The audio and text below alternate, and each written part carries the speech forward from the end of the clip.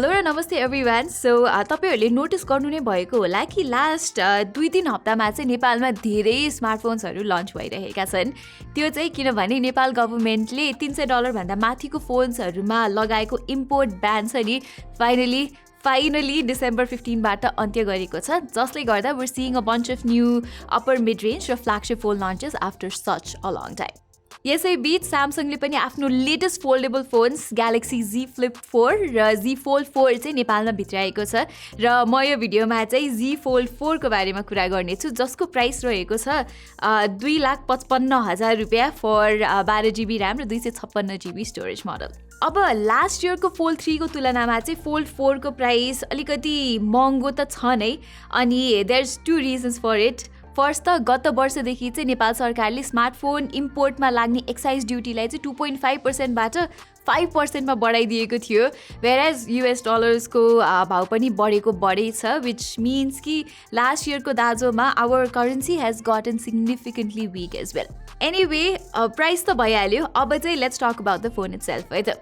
So compare to the fold 3, स्यामसङले चाहिँ यसपालि त्यस्तो धेरै अपग्रेड्सहरू त दिएको छैन, तर चाहिने ठाउँहरूमा इन्क्रिमेन्टल अपग्रेड्स चाहिँ पक्कै तपाईँहरूले भेटाउनुहुन्छ। र मेरो लागि चाहिँ त्यसको बेस्ट एक्जाम्पल भनेको फोल्ड 4 को डाइमेन्सन्स नै हो। फोल्ड 3 को चाहिँ एकदमै साँघुरो कभर डिस्प्लेको कारणले गर्दाखेरि चाहिँ त्यसमा टाइप गर्दाखेरि टन्नै मिसटाइप्सहरू हुनेदेखि लिएर स्क्रिनमा मुभिजहरू हेर्ने और भिडियो कल्सहरू अटेन्ड गर्ने जस्तो काममा पनि कस्तो अकस्मकस फिल हुन्थ्यो। So instead of that Fold 4 चाहिँ अलिकति सानो र अलिक वाइडर छ, which makes a world of difference, trust me. यो कभर डिस्प्लेको एस्पेक्ट रेसियो चाहिँ यतिको चौडा भएसँगै it looks and feels like एउटा रेगुलर स्मार्टफोन स्क्रिन। यो स्क्रिन चाहिँ अब अरू चाइनिज ब्रान्ड्सको लेटेस्ट फोल्डेबल्स जस्तै ओप्पोको Find N2 अथवा Xiaomiको मिक्स फोल्ड 2 जतिको ब्रड चाहिँ छैन, तर this feels equally normal to use. अब फोल्डेबल फोन भएपछि ड्युरेबिलिटी त जहिले पनि सबैभन्दा इम्पोर्टेन्ट एस्पेक्ट त हुने भइ नै हाल्यो, र स्यामसङले सोही कुरालाई चाहिँ मध्यनजर गर्दै फोल्ड 4 लाई थप मजबुत बनाएको छ। यहाँ चाहिँ यो हिन्ज मेकानिजम रिडिजाइन हुनुदेखि लिएर डिस्प्लेको यो लेयर स्ट्रक्चर समेत चेन्ज भएको छ। अघिल्लो 3 जेनेरेसन अफ फोल्डेबल्समा चाहिँ स्यामसङले गियरवाला हिन्ज प्रयोग गरिरहेको थियो भने फोल्ड 4 मा आएर चाहिँ it has switch to a single hinge design, र यसले चाहिँ फोनलाई अझ बलियो बनाउनुको साथै it also makes the phone lighter र स्लिमर पनि।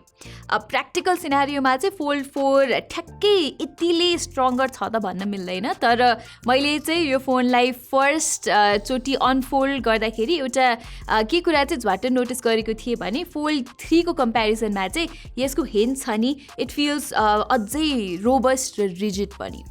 4 फोल्डको यो main display is considerably stronger too है, जसले चाहिँ बाहिरी सक अझ राम्रोसँग ह्यान्डल गर्न सक्छ। प्लस यसपालि चाहिँ स्यामसङले क्रिजलाई पनि त्यति नोटिस नहुने बनाएको छ on the Fold 4, but still noticeable चाहिँ छ। अनि साथै Fold 4 is IPX8 water resistant too, तर स्यामसङले यसपालि पनि डस्ट रेजिस्टेन्स चाहिँ दिएको छैन, सो मेबी फ्युचर फोल्डेबल्समा यो कुरा इम्प्रुभ हुन सक्छ। त्यसै गरी मलाई चाहिँ स्यामसङले एकदमै इम्प्रुभ गर्नुपर्ने कुरा चाहिँ के हो जस्तो लाग्छ भने फोल्ड गर्दाखेरि अझै पनि यस्तो सानो ग्याप बस्छ, सो फोनलाई पकेटमा राख्दा और जस्ट यत्तिकै डेस्कमा राखेको केही क्षणपछि नै यसमा भुवा जस्तो सानो तिनो धुलो चाहिँ पसिहाल्छ। एनिवे अब डिस्प्लेको कोर क्वालिटीको कुरा गर्नु पर्दाखेरि चाहिँ फोल्ड 4 को दुईटै स्क्रिन्स छ नि they're seriously next level. Fold 3 और स्यामसङको S सिरिज फ्ल्यागसिप फोन्स भन्दा आकाश पातालकै फरक छ भन्न चाहिँ खोजेको होइन है, but this is the best Samsung display yet. As you can see यसको कलर्स अनि कन्ट्रास्ट लेभल चाहिँ दे लुक टप नच, जुन चाहिँ एभ्रिडे युसेज बाहेक सोज अथवा मुभिज हेर्दाखेरि पनि झन्नै राम्रो देखिन्छ। लाइकवाइज ब्राइटनेसको मामलामा पनि this thing is very good. अलिकति टेक्निकली भन्नुपर्दा फोल्ड 4 को स्क्रिन चाहिँ यस्तो इम्प्रेसिभ हुनुको मेन रिजन भनेको चाहिँ यसमा प्रयोग भएको नयाँ eco square OLED plus panel हो। And according to Samsung last gen eco square OLED panel भन्दा चाहिँ यसले 1.6 times higher transmittance rate achieve गर्छ, विच मिन्स तपाईँले स्क्रिनमा देख्नुहुने कलर्सको पर्सिभ्ड ब्राइटनेस छ नि इट्स मच हायर हियर। यति मात्र नभए यो प्यानल एकदमै एनर्जी एफिसिएन्ट पनि छ, 37% more efficient to be exact. So less power hungry display mixed with Snapdragon 8 Plus Gen 1 को efficient performance ले गर्दाखेरि चाहिँ मैले Fold 4 मा significantly better battery life चाहिँ पाइरहेको छु as compared to the Fold 3. तर Samsungले चाहिँ यहाँ battery life सँगै charging speed पनि बढाइदिएको भए हुन्थ्यो जस्तो लाग्छ मलाई चाहिँ. अब पर्फर्मेन्स तर्फ लाग्नु पर्दा चाहिँ everything is just rock solid here. हुन त अपकमिङ S23 सिरिजमा चाहिँ योभन्दा नयाँ र योभन्दा अझै पावरफुल स्न्यापड्रागन 8 Gen 2 चिपसेट आउँछ. तर there is no need to worry. The 8 Plus Gen 1 is still very much one heck of a performer र यतिको पावरफुल चिपको पोटेन्सियल चाहिँ केही गरी बोटलनेक पनि नहोस् भनेर स्यामसङले चाहिँ यसमा 12GB ऱ्याम दिएको छ.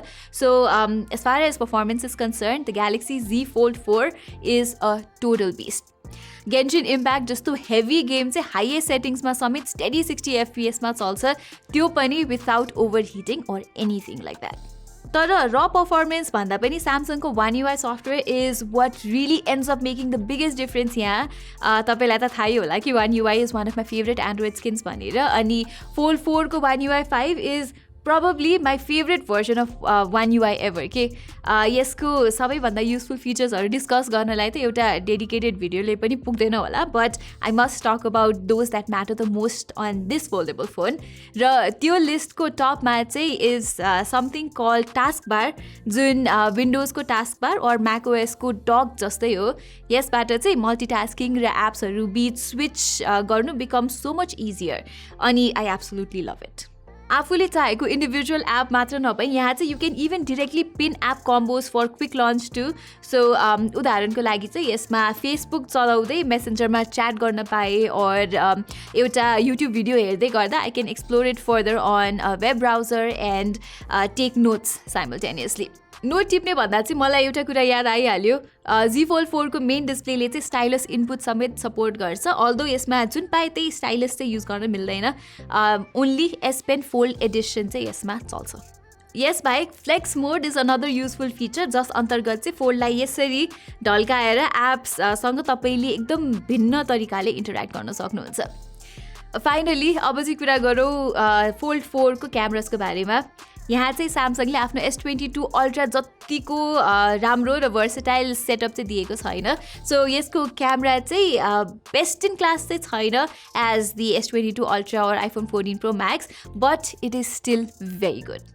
मलाई यसको क्यामराजको सबैभन्दा राम्रो लागेको कुरा चाहिँ स्यामसङको कन्सिस्टेन्ट इमेज प्रोसेसिङ हो across all 3 lenses.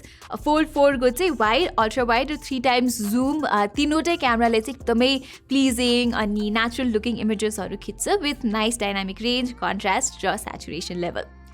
As expected यसको अल्ट्रा वाइड एङ्गल फोटोज चाहिँ they're not as detailed compared to the primary camera, तर इट्स क्वाइट अल राइट. मलाई चाहिँ यसबाट खिचेको पोर्ट्रेट्स पनि राम्रो लागेको छ. मेन 50 मेगापिक्सल लेन्सबाटै राम्रो सब्जेक्ट सेपरेसन आउँदा Fold 4 को 3 times टेलिफोटो क्यामराबाट चाहिँ you can get even better portraits. Night time फोटोग्राफीतर्फ पनि Fold 4 पर्फर्म्स क्वाइट वेल. अझ वरिपरि अलिकति ठिक्कको लाइटिङ भएको बेला त नाइट मोड पनि अन गरिराख्नु पर्दैन. सेल्फिजको लागि भने Fold 3 को जस्तै यहाँ पनि तपाईँले बाहिरपट्टि 10 मेगापिक्सलको सेन्सर र भित्रको मेन स्क्रिनमा चाहिँ 4 मेगापिक्सलको अन्डर डिस्प्ले क्यामेरा रहेको पाउनुहुन्छ. र मैले अघि न चाहिँ भन्न छुटाएको छु, यसपालि स्यामसङले युज गरेको यो 2nd Gen under display camera पहिलाभन्दा एकदमै कम भिजिबल छ है बाई द वे. तर यसको quality still below average. Casual video calls attend गर्न त ठिकै नै छ. सेल्फिज नै लिने हो भने चाहिँ you will need to switch to the cover डिस्प्लेको क्यामेरा और the ones at the back. In terms of video Fold 4 ले चाहिँ 8K 24 FPS सम्म रेकर्ड गर्न सके तापनि मेरो विचारमा इट इज स्टिल एन ओभरकिल. यहाँ चाहिँ 4K फुटेजेस नै यतिको डिटेल र स्टेबल आउँछ. So 4K is the way to go जस्तो लाग्छ मलाई.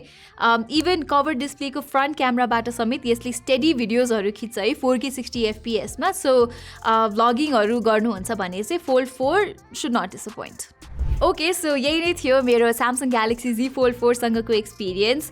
4 जेनेरेसन्सको मेहनतपछि इट फिल्स लाइक कि स्यामसङले फाइनली एउटा नो कम्प्रोमाइज फोल्डेबल फोन ल्याउन सफल भएको छ, जसले चाहिँ लास्ट इयरको Fold 3 को विभिन्न कमी कमजोरीहरूलाई इफेक्टिभली एड्रेस गर्छ, both in terms of hardware र सफ्टवेयर पनि.